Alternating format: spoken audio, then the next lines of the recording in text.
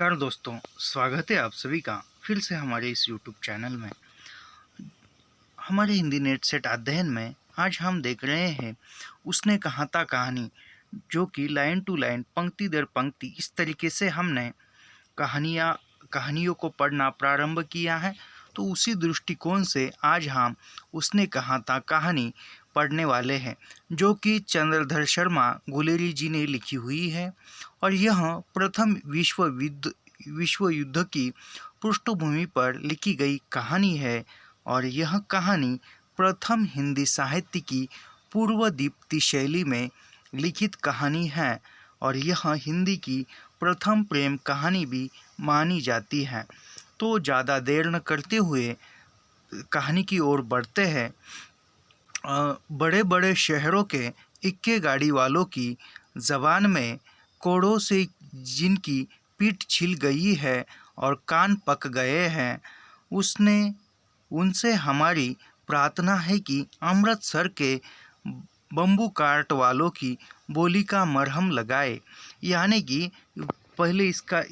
पहले दो पंक्तियों में बताया गया है कि जो बड़े बड़े शहरों में रिक्शों की या जो गाड़ी वाले हैं, जो इक्के वाले हैं, वहाँ एक कड़वे शब्द बोलते हैं या गाली गलौज करते हैं। उनसे लेखक कहना चाहते हैं कि अमृतसर आकर कभी बम्बू कार्ट वाले, जो इक्के वाले हैं, जो गाड़ी वाले हैं, उनकी बोली सुनना, ताकि तुम्हारे शब्दों पर या तुम्हारे घाव पर मरहम लग जाए, या किस प्रकार की बोली बोलनी चाहिए यह उनसे सीखे। ऐसा यहाँ पर कहने का उद्देश्य हो सकता है। अगला परिच्छेद है, जब बड़े बड़े शहरों की चौड़ी सड़कों पर घोड़े की पीठ चाबुक से धूनते हुए इक्के वाले कभी घोड़े की नानी से अपना निकट संबंध स्थिर करते हैं, कभी राह चलते पैदलों की आंखों के न होने पर तरस खाते हैं, कभी उनके पैरों की अंगुलियों के पोरों के चींग कर अपने ही को सताया हुआ बताते हैं, और संसार भर की गाली निराशा और शोभ के अवतार बने नाक की सींध चले जाते हैं। तब अमृतसर में इनकी बिरादरी वाले तंग चक्करदार गलियों में हर एक लड़ी वाले के लिए ठहर कर सब्र का समुद्र उमड़ा कर, बच्चों खालसा जी, हटो माता जी, ठहरना भाई जी, आने दो लाला जी, हटो बाछा, कहते हुए सफ़ेद फेटो, खच्चरों और बतकों, गन्ने और खोमचे और भारे वालों के जंगल में से राह खेते हैं। जैसे कि बड़े बड़े शहरों में जैसे चौड़ी सड़कों पर चाबुक से मारते हुए जो इक्के वाले अपने घोड़े की पीठ को सुलगते हैं, इक्के वाले घोड़े की, यानी जो घोड़ा है, टांगे का जो घोड़ा है, उनको गालियाँ देते हैं नानी पर या ऐसे ही।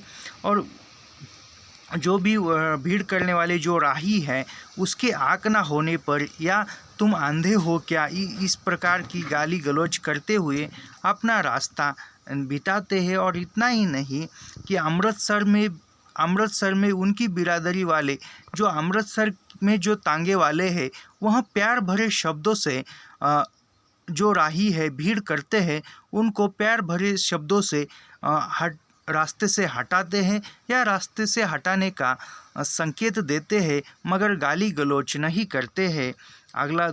अगली पंक्ति देखते हैं, क्या मजाल है कि जी और साहब बिना सुने किसी को हटाना पड़े। यह बात नहीं कि उनकी जीभ चलती नहीं, पर मीठी छुरी की तरह महीन मार करती हुई, यानी उनको भी गाली गलौज आता है, पर वह गाली गलौज न करते हुए वह अपनी उसी ज़ुबान से मीठी छुरी, यानी जो मीठे शब्द, अच्छे शब्द बोलकर वह अपना रास्ता निकालते हैं, मगर गाली गलौज नहीं करते।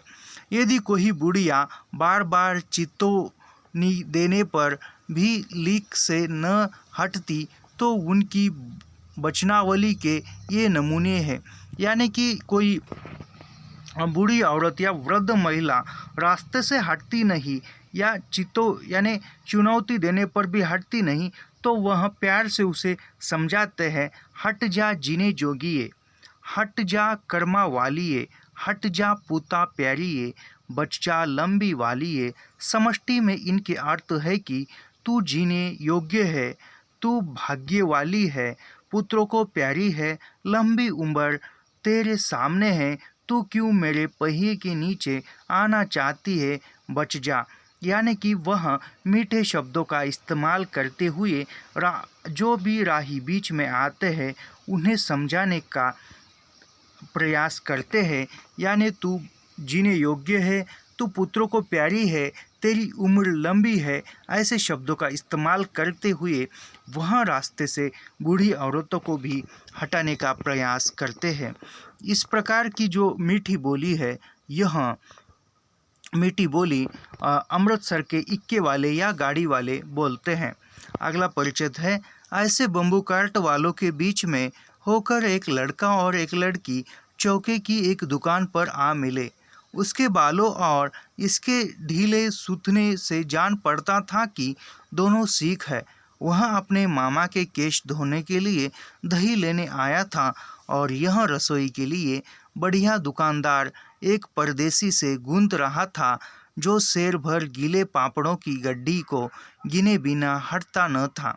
यानी कि जो बम्बू कार्ट जो स्थान है अमृतसर में, उस स्थान पर एक लड़का अपने मामा के बाल धोने के लिए दही लेने आता है और एक लड़की कुछ रसोई का सामान लेने के लिए आती है। लेकिन उसी में जो परदेसी जो एक व्यक्ति है वह पापड़ों की गड्डी जो है वह दुकानदार से गिने बिना हटना नहीं चाहता था। तो दुकानदार वह पापड़ गिनने में लग जाता है। तब वह इधर उस लड़के का और उस लड़की का संवाद चलता है। लड़का कहता है, तेरे घर कहाँ है? लड़की कहती है, मगरे में। और तेरे? मांझे में। यहाँ कहाँ रहती है? अरत सिंह की बैठक में, वे मेरे मामा होते हैं। मैं भी मामा के यहाँ आया हूँ, उनका घर गुरु बाजार में है। ऐसा दोनों का संवाद चल रहा है। इतने में दुकानदार निपटा और इनका सौदा लेने लगा। सौदा लेकर दोनों साथ साथ चले। कुछ दूर जाकर लड़के ने मुस्कुराकर पूछा, तेरी कुड़माई हो गई? यह जो है, यहाँ पर अभी जो दुकानदार जो पापड़ गिन रहा था और पापड़ गिनने में जो समय बचा था, उन बचे हुए समय में यह दोनों बातें कर रहे थे, लड़का और लड़की। फिर उतने में दुकानदार के पापड़ गिनने हो जाते हैं और दुकानदार जो कुछ भी इनको सामान लेना है, ये दोनों दुकानदार से सामान लेते हैं। दुकानदार उसका मूल्य लेता है और वहाँ फिर चलते हैं दोनों साथ साथ। और चलते चलते लड़का मुस्कुराकर या थोड़ा सा हंसकर पूछता है लड़की से, क्या तेरी कुड़माई हो गई है क्या? कुड़माई यानी मंगनी। यह कुड़माई शब्द का अर्थ यह अभी पीछे 17 जून को जो पेपर हुआ नेट का, उसी में पूछा गया था। कुड़माई शब्द दिया था और उसका अर्थ क्या था? मंगनी। तो उसी प्रकार ऐसे 3 शब्द यानी 4 शब्दों का अर्थ पूछा था और वह 4 शब्द भी वो इसी कहानी के थे। उसमें से एक जो शब्द है वह कुड़माई शब्द था। इस पर लड़की कुछ आंखें चढ़ाकर धत कहकर दौड़ गई और लड़का मुंह देखता रह गया। जब लड़के ने पूछा, क्या तेरी कुड़माई हो गई? तो लड़की धत कहकर भाग जाती है और लड़का वही खड़ा खड़ा देखता रह जाता है। यदि दूसरे तीसरे दिन सब्जी वाले के यहाँ, दूध वाले के यहाँ अकस्मात दोनों मिल जाते। महीना भर यही हाल रहा। दो तीन लड़के ने फिर पूछा, तेरी कुड़माई हो गई? और उत्तर में वही धत मिला। एक दिन जब फिर लड़के ने वैसे ही हंसी चिढ़ाने के लिए पूछा तो लड़की लड़के की संभावना के विरुद्ध बोली, हाँ हो गई। कब? जैसे वो सब्जी वाले के यहाँ या दूध वाले के यहाँ ऐसे आकस्मिक या अनिश्चित तरीके से उनकी मुलाकात होने लगी और वह लड़का वही प्रश्न पूछने लगा, क्या तेरी कुड़माई हो गई क्या? तो लड़की भी एक दिन ऐसा उसके विरुद्ध जवाब देती है कि हाँ हो गई। तब लड़का बोलता है कि कब? और लड़की बोलती है कल। देखते नहीं, यह रेशम से कड़ा हुआ सालू। लड़की कहती है कली हुई है और यह जो मैंने पहना हुआ सालू है रेशम का, वह कुड़माई का ही सालू है। लड़की भाग गई। लड़के ने घर की राह ली। रास्ते में एक लड़के को मोरी में ढकेल दिया। एक छावड़ी वाले की दिन की कमाई खोई, एक कुत्ते पर पहर मारा और एक गोभी वाले के ठेले में दूध उंडेल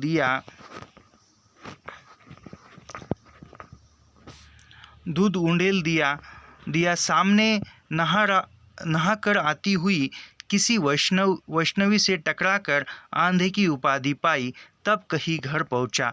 यानी जब लड़की ने कहा कि हाँ मेरी सगाई हो चुकी है या मेरी कुड़माई हो चुकी है, यह सुनकर लड़का आश्चर्यचकित हो जाता है, या उसे कहें तो वह खुद पर नियंत्रण नहीं रखता है या हक्का बक्का होकर भागने लगता है। तो रास्ते में वह चलते राही को गिरकर या धकेल कर जाता है, तो वैसे ही दूध वाले को गिराता है।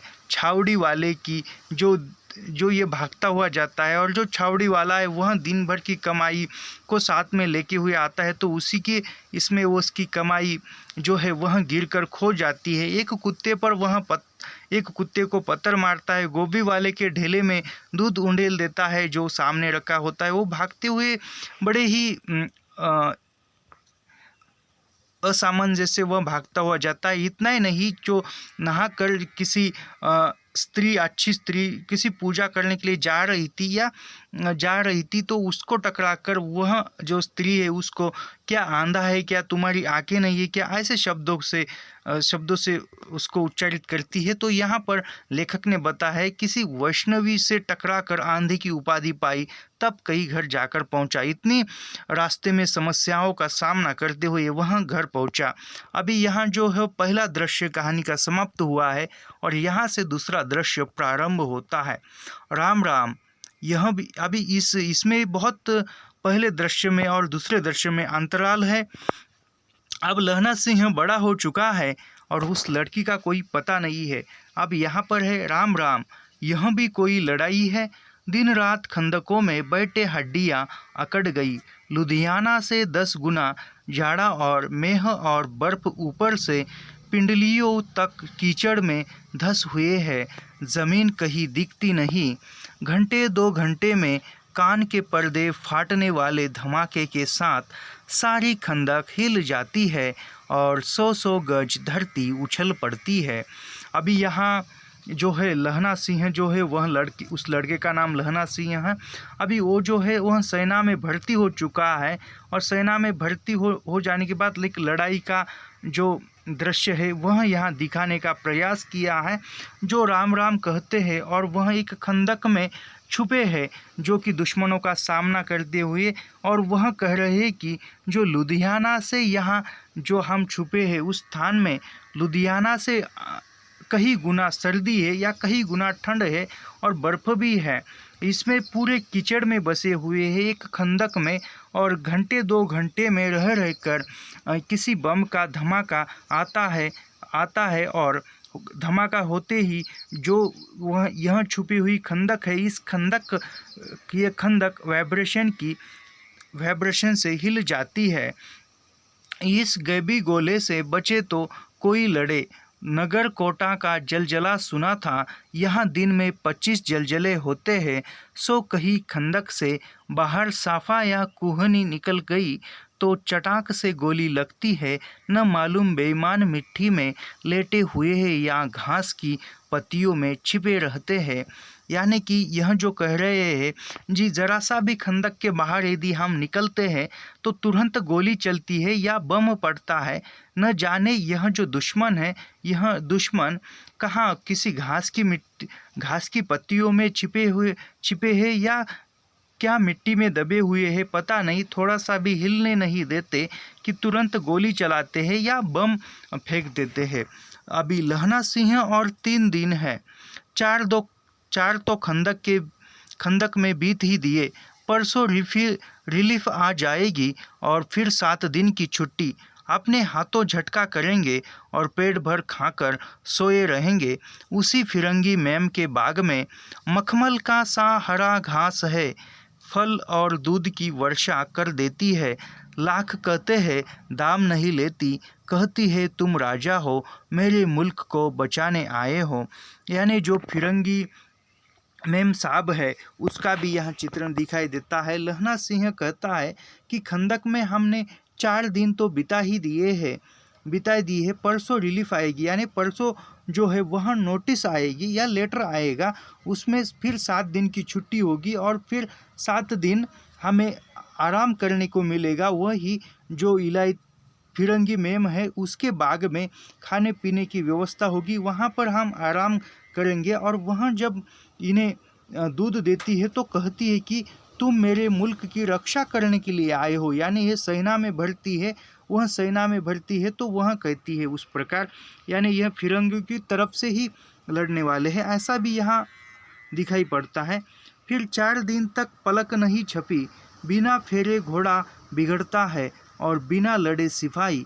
मुझे तो संगीन चढ़ाकर मार्च का हुक्म मिल जाए, फिर 7 जर्मनों को अकेला मार कर लौटूं तो मुझे दरबार साहब की दहलीज पर मत्था टेकना नसीब न हो।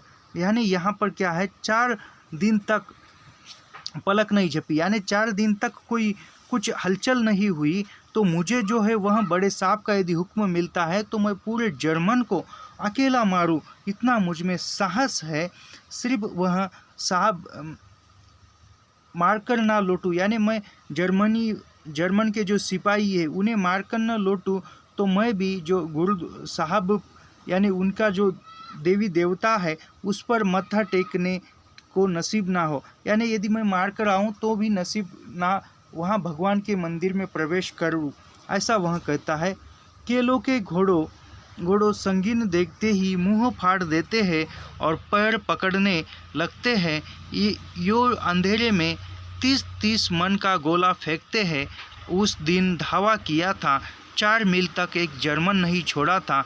पीछे जनरल ने हट जाने का कमान दिया, नहीं तो वह कहते हैं कि उस दिन तो हमने इतना जर्मन के सैनिकों का पीछा किया था कि न जाने उस दिन 4 मील तक हमने पीछा किया था और बहुत से जर्मन सैनिकों को हमने मार गिराया था।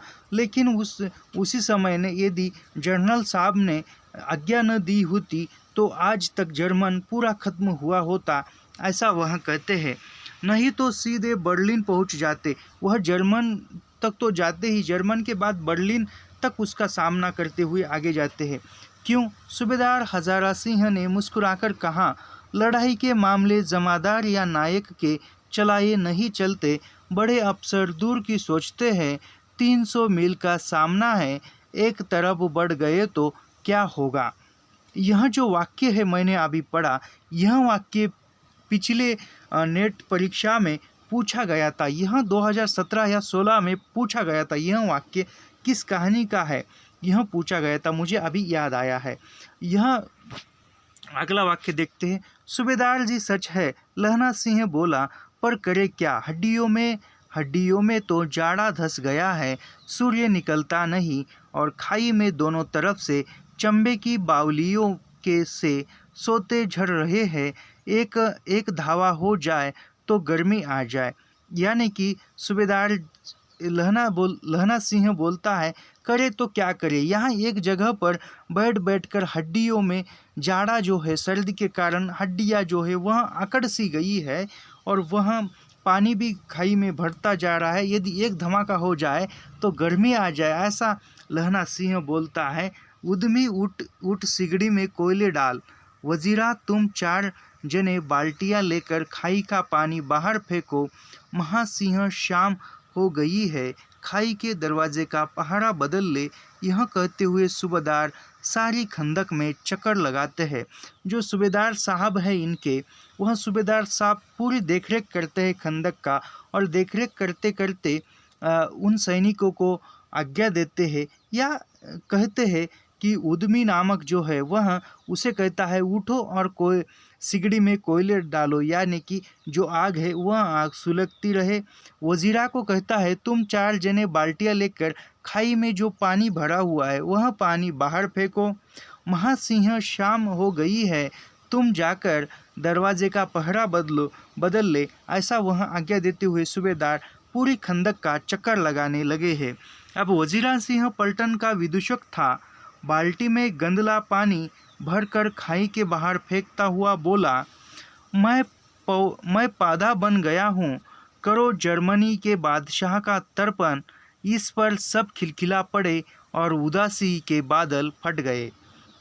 यानी वजीरा सिंह जो है वह मजाकिया माहौल में कहता है कि पानी फेंकते फेंकते मैं पादा बन गया हूँ, करो जर्मनी के बादशाह का तर्पण, यानी उसका जो है वहाँ पर उसकी सेवा करो, ऐसा वह कहता है। और फिर वह पूरा हंसी मजाक का माहौल बन जाता है। लहना सिंह ने दूसरी बाल्टी भरकर उसके हाथ में देकर कहा, अपनी बाड़ी के खरबूजों में पानी दो, ऐसा खाद का पानी पंजाब भर में नहीं मिलेगा। यानी वह एक मजाकी माहौल में एक दूसरे से संवाद कर रहे। लहना सिंह ने दूसरी बाल्टी, यानी जो दूसरी बाल्टी है वह पानी से भरकर उसके हाथ में देते हुए कहा कि ऐसा जो पानी है, यह पानी हमारे पंजाब में इतना पोषक पानी नहीं मिलेगा, ऐसा कहा। हाँ, देश क्या है, स्वर्ग है। मैं तो लड़ाई के बाद सरकार से 10 धुमा ज़मीन यहाँ मांग लूँगा और फलों के बूटे लगाऊँगा। लाड़ी होरा को भी यहाँ बुला लोगे? हाँ, वही दूध पिलाने वाली फरंगी मैम। चुप कर, यहाँ वालों को शर्म नहीं।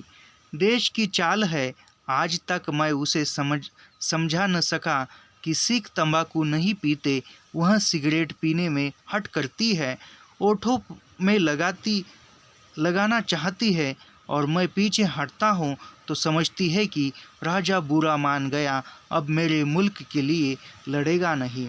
तो यहाँ जो है वह एक दूसरे से संवाद कर रहे हैं पानी निकालते, और वह ये कह रहे हैं कि देश की अलग अलग चाल होती है।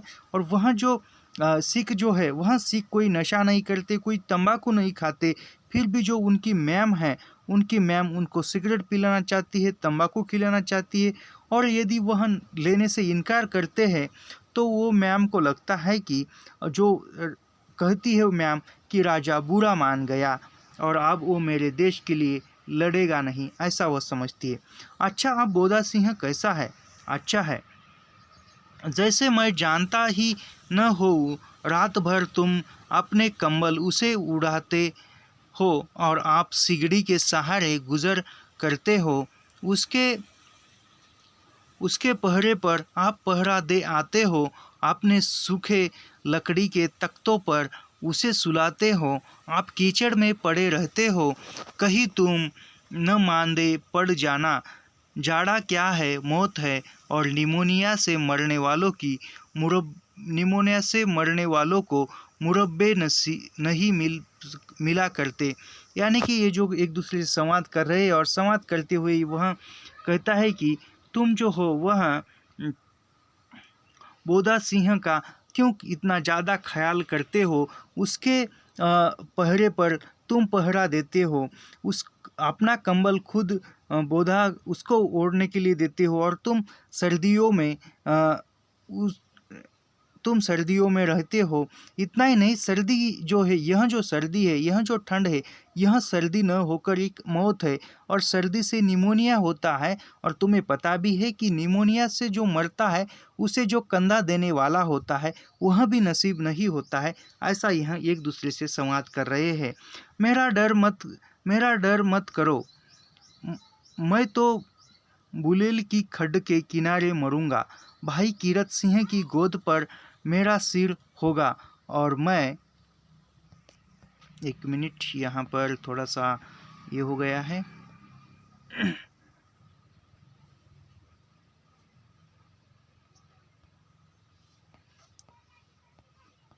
कहाँ गया? हाँ, अभी हम नज़दीक आए हैं। तो ऐसा है,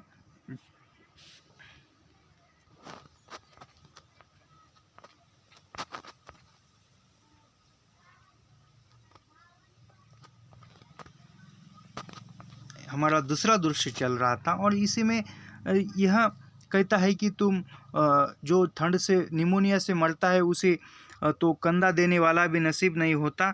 तो वह कहता है मेरा डर मत करो, यानी तुम डरो मत, मैं जो हूँ मैं यहाँ मरने वाला नहीं हूँ, मैं तो बुलेल की खड्ड के किनारे मरूंगा, जहाँ पर जो कीरत सिंह भाई है उसके भाई की गोद में सिर रख कर और मेरे हाथ के लगाए हुए आंगन के आम के पेड़ की छाया होगी। यानी जब मैं मरूंगा तो मैं मेरे घर में मरूंगा, जहाँ पर मेरे भाई की गोद होगी कीरत सिंह की, और जो उस आंगन में मैंने आम का पेड़ लगाया है उस आम के पेड़ की छाया होगी, ऐसा वह कहता है। वजीरा सिंह ने त्योरी चढ़ाकर कहा, क्या मरने मारने की बात लगाई है, मरे जर्मनी और तुर्क। हाँ भाइयों, कैसे? वजीरा सिंह करता है, क्यों इतनी मरने और मारने की बात करते हैं, मरे हमारे दुश्मन जो कि जर्मनी और तुर्क के हैं। तो यहाँ एक गीतों की पंक्ति दी है, दिल शहर ते पिशोर नु जांदिए, कर लेना तोंगा दा बपार मंडिए, कर लेना नांदेड़ा सौदा अड़िए, ओय लाना चढ़ा का कंदुए नु, क बक बनाया वे मज़ेदार गोरिए, हुन लाना चटाका कंदुए नु। कौन जानता था कि दाढ़ी या वाले घर बारी सिख ऐसा लुचकों का गीत गाएंगे। पर सारी खंदक इस गीत से गूंज उठी और सिपाही फिर ताजे हो गए, मानो 4 दिन से सोते और मौज ही करते रहे। जो वजीरा सिंह है वह वजीरा सिंह जो सिख है वह इस प्रकार का गीत गाते हुए आता है, और यह गीत सुनकर जो खंदक में छुपे हुए सारे जो सैनिक है, फौजी है, वह उनका मूड फ्रेश हो जाता है और उन्हें लगता है कि हम आराम से है, 4 दिन से सोए हुए हैं, खाए पिए हुए हैं, जो भी उसकी जो निराशा है, जो भी समस्या है, वो सब भूल जाते हैं और एकदम तरोताज़ा महसूस करते हैं। अब यहाँ से कहानी का तीसरा दृश्य प्रारंभ होता है। अब दोपहर रात गई है, यानी आधी रात बीत चुकी है, अंधेरा है, सन्नाटा छाया हुआ है। बोधा सिंह खाली बिस्कुटों के 3 टीनों पर अपने दोनों कंबल बिछाकर और लहना सिंह के 2 कंबल और एक बरान कोट ओढ़कर सो रहा है। लहना सिंह पहरे पर खड़ा हुआ है, एक आंख खाई के मुंह पर है और एक बोधा सिंह के दुबले शरीर पर। बोधा कह रहा, यानी तीसरे दृश्य में है, आधी रात बीत चुकी है, घना अंधेरा छाया हुआ है। बोधा सिंह जो है वह जो टीन यानी पत्थर होते हैं, जो लोहे के पत्थर होते हैं, उस पर दोनों कंबल ओढ़कर और लहना सिंह का कंबल भी लेकर, और जो बरान कोट है, बरान कोट जो सर्दी से बचने के लिए दिया था, वह कोट लहना सिंह ओढ़कर सोता है। और लहना सिंह जो है वह अपने अपने पहरे पर खड़ा है, एक आंख यानी खड़ा है, और वह खाई का जो दरवाज़ा है, दरवाजे की तरफ देख रहा है, और वह कड़ी मेहनत से अपनी ड्यूटी कर रहा है। अपना जो भी पहरा है वह पहरा कर रहा है। तो बोधा सिंह कहता है, क्यों बोधा भाई, क्या है, पानी पिला दो। लहना सिंह ने कटोरा उसके मुंह से लगाकर पूछा, कहो कैसे हो। पानी पीकर बोधा बोला, कंपनी छूट रही है, रोम रोम में ताड़ दौड़ रहे हैं, दांत बज रहे हैं। यानी कि इस पंक्ति पढ़ करने के बाद यहाँ ऐसा प्रतीत होता है कि वहाँ ठंड कितनी कड़ाके की है। तो लहना सिंह उसको पानी देता है और बोधा कहता है कि मेरे रोम रोम में ठंड भर गई है और दांत जो है वह ठंड के मारे बज रहे हैं। अच्छा, मेरी जर्सी पहन लो। जर्सी यानी जो सर्दी से बचने के लिए जो जैकेट या कोट, ऐसा उस प्रकार का है। और तुम, मेरे पास सिगड़ी है और मुझे गर्मी लगती है, पसीना आ रहा है, ना मैं नहीं पहनता, 4 दिन से तुम मेरे लिए। यानी बोधा सिंह लहना सिंह से कहता है कि 4 दिन से तुम मेरे लिए इतना कष्ट उठा रहे हो, और तुम, हाँ याद आई, मेरे पास दूसरी गरम जर्सी है, आज सवेरे ही आई है, विलायत से बुन बुन कर भेज रही है। मैं गुरु उनका भला करे। यानी आज ही जो दूसरी जर्सी है, वह गरम कोट है, वह आज ही आया है, विलायत से, और जो भी भेज रहे हैं उनको भगवान उनका भला करे, ऐसा लहना सिंह कहता है और अपना कोट उतार कर उसे बोधा सिंह को पहनने के लिए देता है। सच कहते हो और नहीं झूठ? बोधा सिंह कहता है, क्या तुम सच कहते हो कि तुम्हारे पास दूसरी जर्सी है पहनने के लिए? तो लहना सिंह कहता है, और नहीं झूठ। न लहना सिंह एक व्यंग्यात्मक बोलता है, नहीं झूठ बोल रहा हूँ। तो क्यों कहकर नहीं डरते? बोधा को उसने ज़बरदस्ती जर्सी पहना दी और आप खाकी कोट और का कुर्ता भर पहनकर पहरे पर आ खड़ा हुआ। मेम की जर्सी की कथा केवल कथा ही थी, यानी कि यहाँ पर लहना सिंह बोधा को झूठ बोलकर अपनी जर्सी पहनने के लिए देता है। ना ही कोई नई जर्सी थी और ना ही कोई अन्य साधन था। तो यह सिर्फ और एक सादे कपड़ों में, जो कि खाकी का कपड़ा और जीन टी शर्ट में, यहाँ पर लहना सिंह अपनी ड्यूटी पर जाता है और जो भी वहाँ उसकी नई जर्सी की कथा थी वह कथा ही रहती है, यानी कि वह झूठ था, ऐसा यहाँ पर प्रतीत होता है। आधा घंटा बीता, इतने में खाई के मुंह से आवाज़ आई, सूबेदार हजारा सिंह। यानी आधा घंटा बीतने के बाद जो खाई का मुंह है, खाई का दरवाज़ा है, वहाँ से आवाज़ आती है, सूबेदार हजारा सिंह। कौन? लप्टन साहब। हुक्म हुजूर, कहकर सूबेदार तन कर फौजी सलाम करके सामने हुआ। यानी जो खाई का दरवाज़ा है वहाँ से आवाज़ आते ही सूबेदार साहब हुक्म हुजूर कहकर अपनी जो सलाम ठोकने लगते हैं। देखो, इसी समय धावा करना होगा। मील भर की दूरी पर पूरब के कोने में एक जर्मन खाई है, उसमें 50 से ज़ियाद जर्मन नहीं होंगे। नहीं है। इन पेड़ों के नीचे दो खेत काट कर रास्ता है, 3-4 घुमाव है, जहाँ मोड़ है वहाँ 15 जवान खड़े कर आया हूँ। तुम यहाँ 10 आदमी छोड़कर सबको साथ ले उनसे जा मिलो। खंदक छीन कर वही जब तक दूसरा हुक्म न मिले डेढ़ रहो, हम यहाँ रहेगा। यानी सूबेदार साहब आए हैं, यह पढ़कर हमें पता चलता है कि सूबेदार साहब आए हैं और उसका जो साहब है वह कहता है कि यहाँ से थोड़ी पूरब दिशा में जो खाई है जर्मन की, वहाँ पर तुम जाओ कुछ सैनिक लेकर, वहाँ सिर्फ 15 जवान ही होंगे और मैं भी रास्ते में कुछ जवान खड़े करके आया हूँ। सूबेदार कहता है, जो हुक्म। चुपचाप सब तैयार हो गए। बोधा भी कंबल उतार कर चलने लगा। तब लहना ने उसे रोका। लहना सिंह आगे हुआ तो बोधा के बाप सूबेदार ने उंगली से बोधा की ओर इशारा किया। लहना सिंह समझकर चुप हो गया।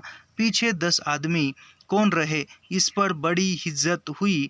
कोई रहना न चाहता था। समझा बुझा कर सूबेदार ने मार्च किया। लप्टन साहब लहना की सिगड़ी के पास मुंह फेर कर खड़े हो गए और जेब से सिगरेट निकालकर सुलगाने लगे। 10 मिनट बाद उन्होंने लहना की ओर हाथ बढ़ाकर कहा, लो तुम पी लो।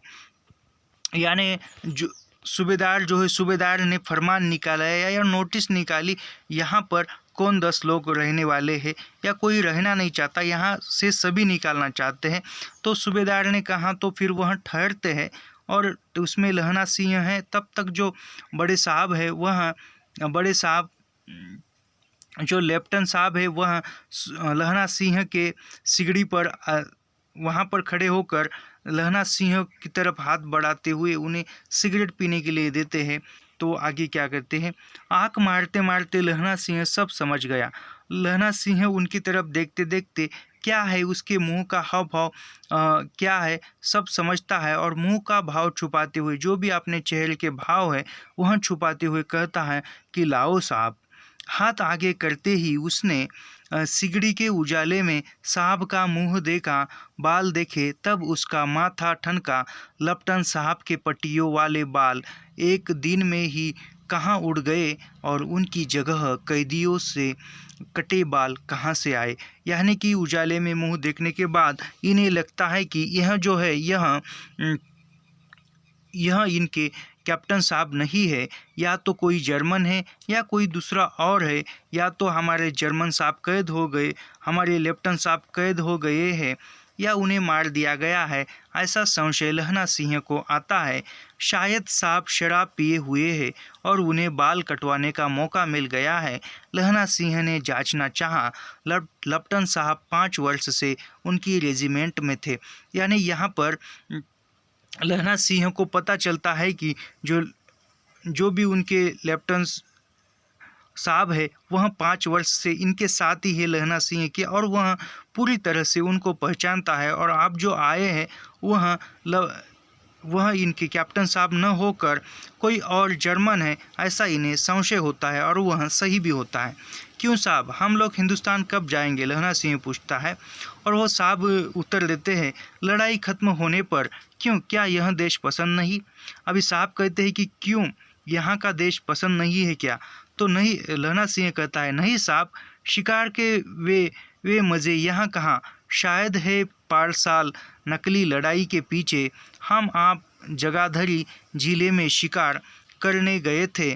तो यह लहना सिंह उसको एक कहानी बनाकर सब कुछ जो है वह सच जानना चाहता है, और वह पूछ रहा है, नहीं साहब, यहाँ कहाँ के शिकार के जो मज़े हैं वह तो वहाँ हमारे देश में है। याद है पारसाल नकली लड़ाई के पीछे हम आप जगाधरी जिले में शिकार करने गए थे। यानी जब हम शिकार करने गए थे वह तुम्हें याद है? साहब कहते, हाँ हाँ, वही जब आप खोते पर सवार थे और आपका खानसामा अब्दुल्ला रास्ते के एक मंदिर में जल चढ़ाने को रह गया था। यानी कि वह जो है वह साहब जो है वह साहब कहते, हाँ हाँ याद है, हमारा जो खालसामा अब्दुल्ला था वह रास्ते में मंदिर में जल चढ़ाने के लिए गया था। बेशक पाजी कही का, सामने से वह नील गाय निकली कि ऐसी बड़ी मैंने कभी न देखी थी, और आपकी एक गोली कंधे में लगी और पुट्टे में निकली। ऐसे अफसर के साथ शिकार खेलने में मज़ा है। क्यों साहब, शिमले से तैयार होकर उस नील गाय का सिर आ गया था न? आपने कहा था कि रेजिमेंट की मेस में लगाएंगे। हाँ, पर मैंने वह विलायत भेज दिया। ऐसे बड़े बड़े सींग 2-2 फुट के तो होते हैं। यानी लहना सिंह जो है वह लहना सिंह झूठी बातें बताता है, फिर भी वो साहब है, उस साहब को सच बातें लगती है। यहाँ बार बार ऐसा हो रहा है, ये पेज अपने आप बदलते जा रहा है या कुछ, मुझे भी पता नहीं चल रहा।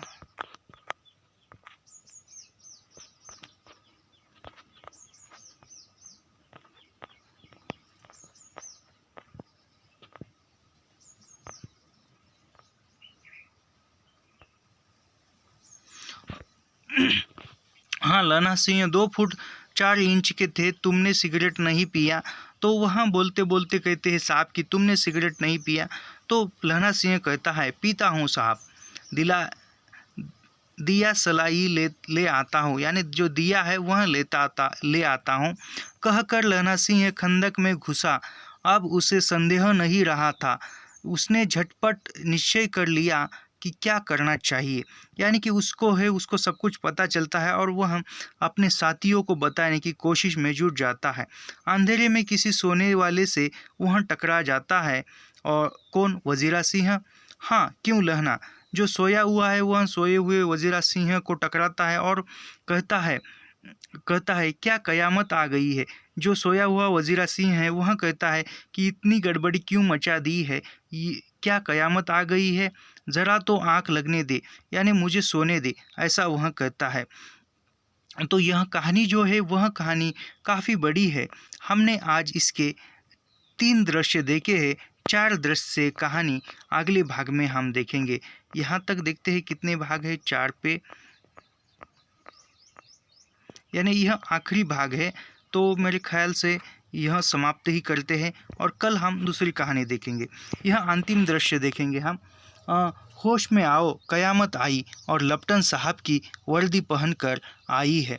यानी ये 4 दृश्यों में जो लहना सिंह है कहता है, जो सोया हुआ वजीरा सिंह है उसको कहता है कि जागो, होश में आओ, कयामत आ गई है। जो हमारे लेफ्टिनेंट साहब थे उनकी वर्दी पहनकर कोई दुश्मन जर्मन आ गया है। क्या? जो वजीरा सिंह है वह कहता है क्या? फिर लेफ्टिनेंट साहब या तो मारे गए हैं या कैद हो गए हैं। उनकी वर्दी पहनकर यह कोई जर्मन आया है। सूबेदार ने इसका मुंह नहीं देखा, मैंने देखा और बातें की है। सोहरा साहब उर्दू बोलता है पर किताबी उर्दू, और मुझे पीने को सिगरेट दिया है। तो अब यानी वह वजीरा सिंह से कह रहा है कि हमारे लेफ्टिनेंट साहब मारे गए हैं या पकड़े गए हैं, उनकी वर्दी पहनकर कोई जर्मन आया है और वह उर्दू बोलता है, और हमारे साहब तो उर्दू नहीं बोलते हैं। इस आधार पर वह समझता है और वह पूरे अपने साथियों को एक सभ्य करने का प्रयास करता है। अब मारे गए, धोखा है। सूबेदार हो रहा कीचड़ में चक्कर काटते फिरेंगे और यहाँ खाई पर धावा होगा। उठो, एक काम करो, पलटन के पैरों के निशान देखते देखते दौड़ जाओ, अभी बहुत दूर न गए होंगे। यानी जो आते ही जो साहब ने कुछ सैनिकों को पूर्व की दिशा में भेजा था, उनको लेकर आओ, ऐसा वह लहना सिंह कहता है। सूबेदार से कहो एकदम लौट आए, खंदक की बात झूठी है, चले जाओ, खंदक के पीछे से निकल जाओ, पता तक न लड़के देर मत करो। यानी तुम जल्दी जाओ और जो भी सूबेदार यहाँ से सैनिक लेकर गए हैं उन्हें जल्दी आने के लिए कहो, ऐसा लहना सिंह कहता है। ऐसी तैसी हुक्म की, मेरा हुक्म जमादार लहना सिंह जो इस वक्त यहाँ सबसे बड़ा अफसर है, उसका हुक्म है। मैं लेफ्टिनेंट साहब की खबर लेता हूँ। यानी कि वह कहता है जो भी हुक्म है वह मैं देता हूँ, क्योंकि मैं यहाँ सबसे बड़ा अफसर मैं ही हूँ। तो मेरा हुक्म है कि तुम जाओ और सूबेदार जो गए हैं लेफ्टिनेंट जो सैन्य लेकर, उसको लेकर आओ, मैं साहब की खबर लेता हूँ, ऐसा वह कहता है। पर यहाँ तो तुम 8 नहीं 10 लाख है। तो लहना सिंह कहता है कि यहाँ हम 8 नहीं है 10 लाख है, क्योंकि एक अकालिया सिख 1.25 लाख के बराबर होता है। चले जाओ, यानी कि जो एक सिख होता है वह 1.25 लाख के बराबर होता है, ऐसा वह लहना सिंह कहता है। और तुम जाओ और सूबेदार को लेकर आओ, ऐसा वह कहता है। लौटकर खाई के मुहाने पर लहना सिंह दीवार से चिपक गया।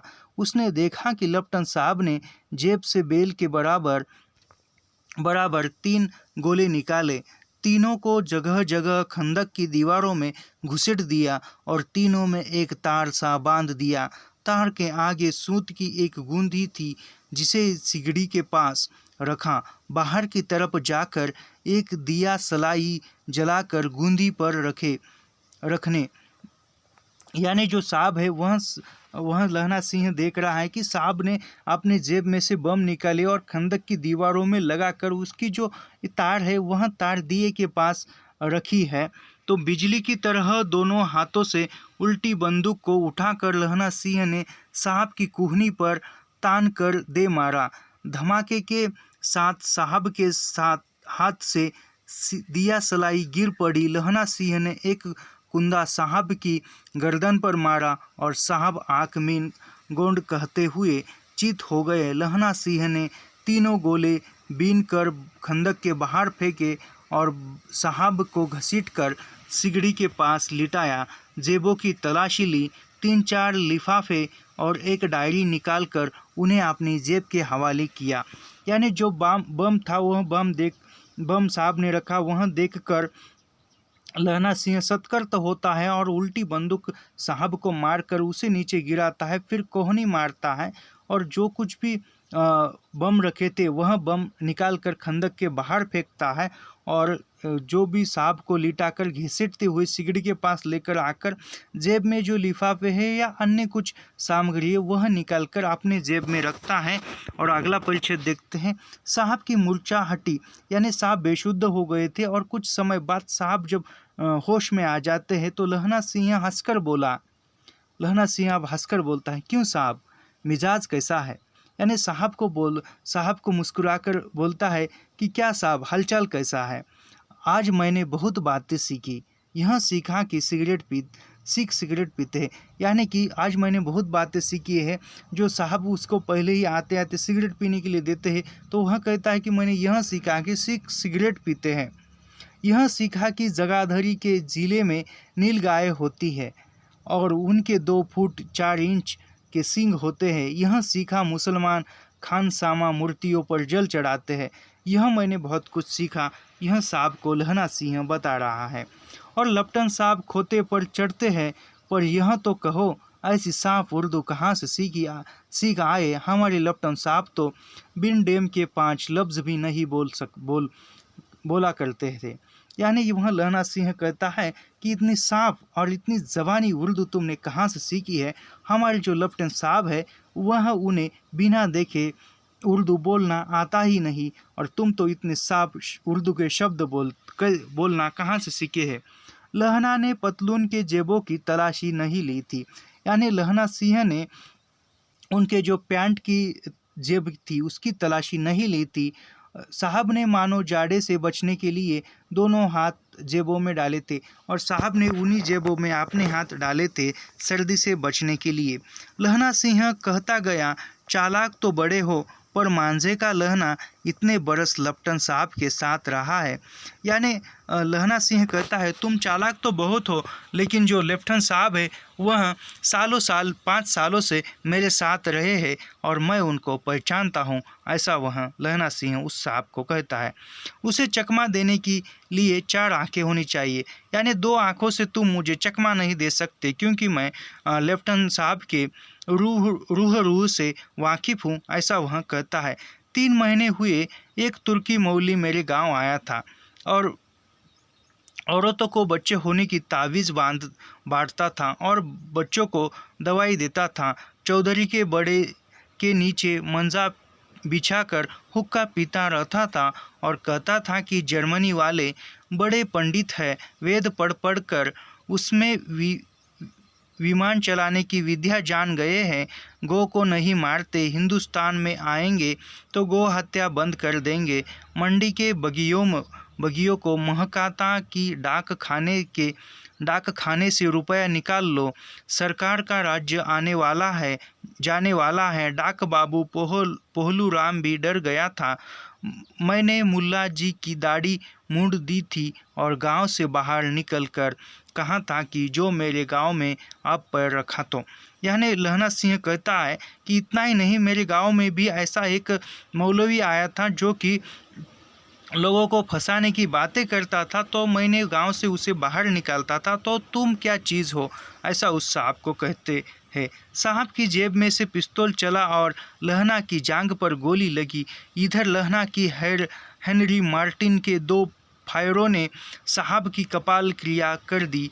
धड़ाका सुनकर सब दौड़ आए। यानी वह लहना सिंह ऐसी बातें कर रहा है, तब तक जो साहब है वह साहब ने अपनी पिस्तौल से गोली चलाई और लहना सिंह के जांघ पर वह गोली लगती है।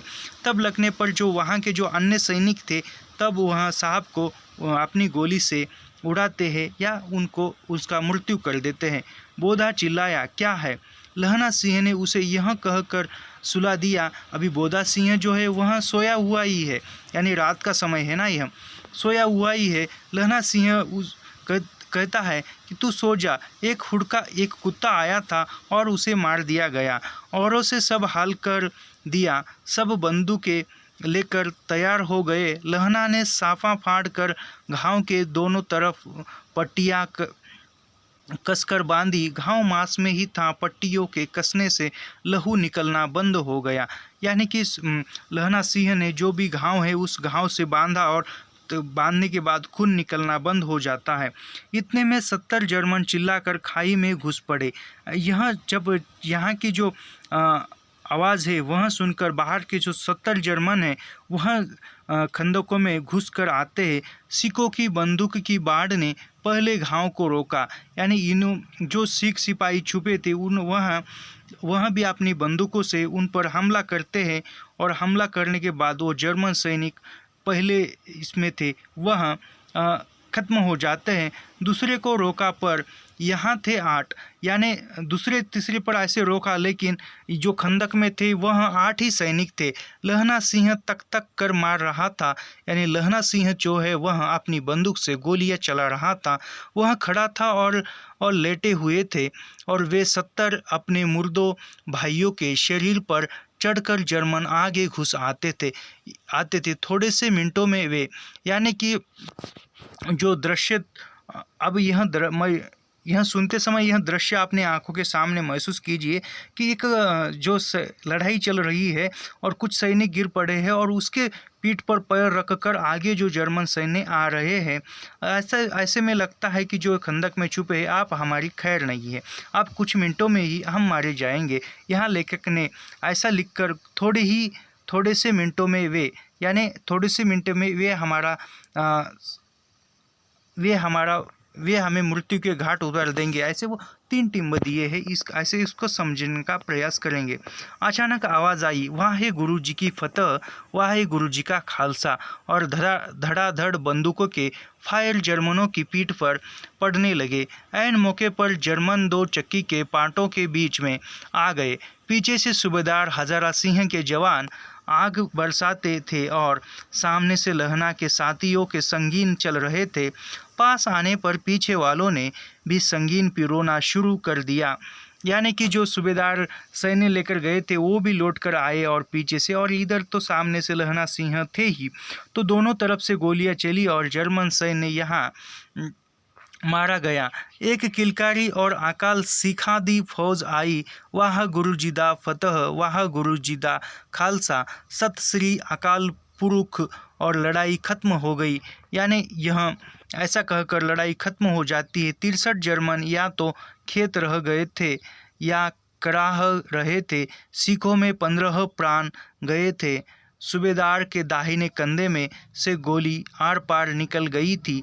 लहना सिंह की फसली में एक गोली लगी। उसने घाव को खंदक की गीली मिट्टी से पूर लिया और बाकी का साफा कहकर कमर बंद की तरह लपेट लिया। किसी को खबर न हुई कि लहना को दूसरा घाव, भारी घाव लगा है।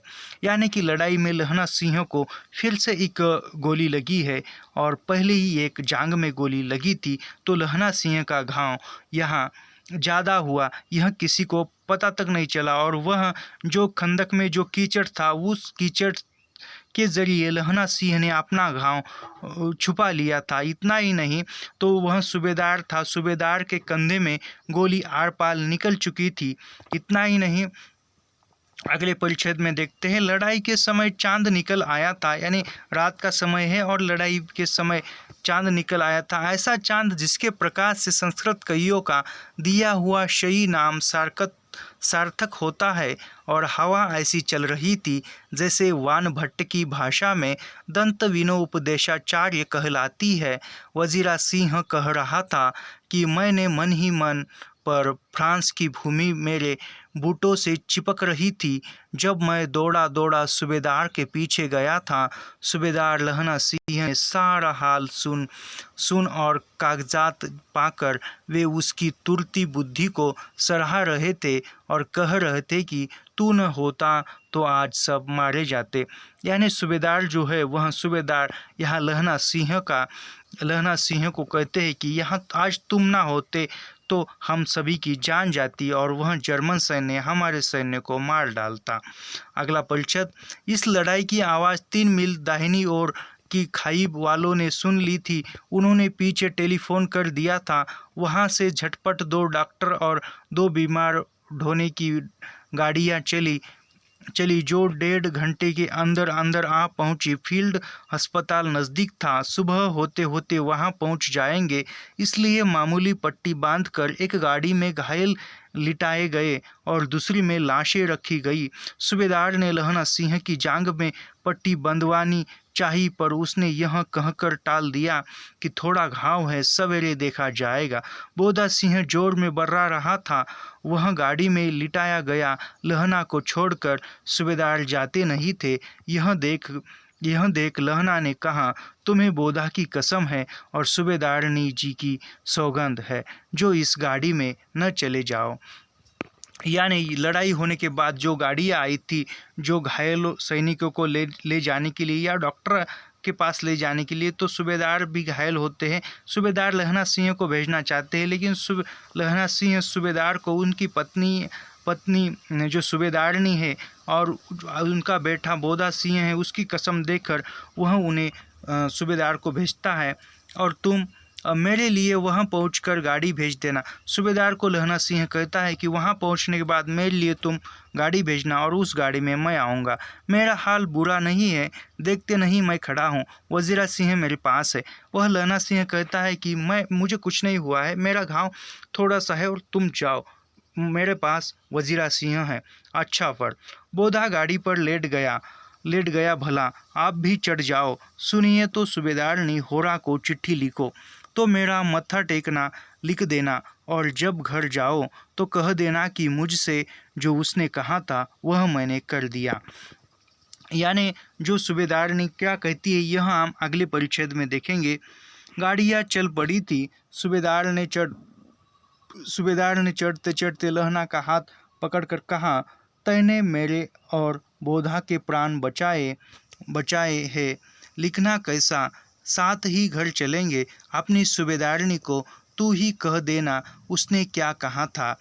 यानी क्या कहा था यह सूबेदार को भी पता नहीं है। इन दोनों की बातचीत लहना सिंह की और सूबेदारनी की बातचीत हुई थी। अब आप गाड़ी पर चढ़ जाओ, मैंने जो कहा वह लिख देना और कह भी देना। यह बार बार जाने के लिए आग्रह करता है लहना सिंह सूबेदार को।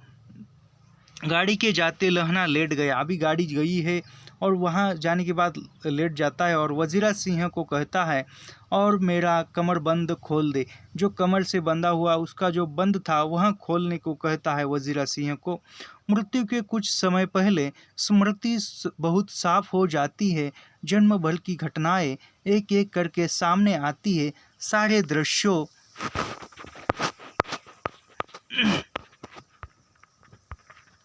अभी थोड़ी सी कहानी रह गई है हमारी, हो जाएगी।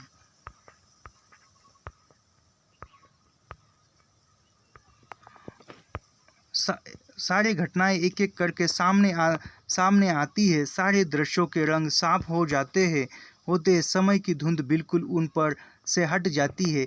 यानी ऐसा कहा जाता है कि जब मृत्यु नज़दीक होती है, यानी कुछ क्षण में मृत्यु होने वाली है, तब समय की घड़ी है वह घड़ी सामने से हट जाती है। सारे रंग बिखर जाते हैं और जीवन में जो भी घटा हुआ है वह साफ साफ दृश्यों में दिखाई देता है।